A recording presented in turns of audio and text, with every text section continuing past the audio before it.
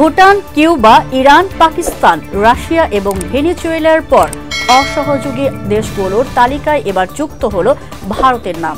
তালিকায় উল্লেখিত দেশগুলো প্রত্যর্পণ প্রক্রিয়ায় যথাযথ সহযোগিতা করে না বলে মনে করে যুক্তরাষ্ট্রের অভিবাসন ও শুল্ক প্রয়োগ সংস্থা।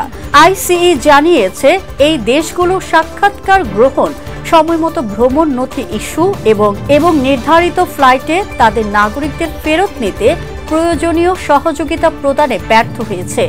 আইসিইর তালিকা অনুযায়ী যুক্তরাষ্ট্র থেকে 14,50,000 অবৈধ অভিবাসীকে বিতাড়িত করার পরিকল্পনা করা হয়েছে। এর মধ্যে 18,000 অভিবাসী ভারতীয়।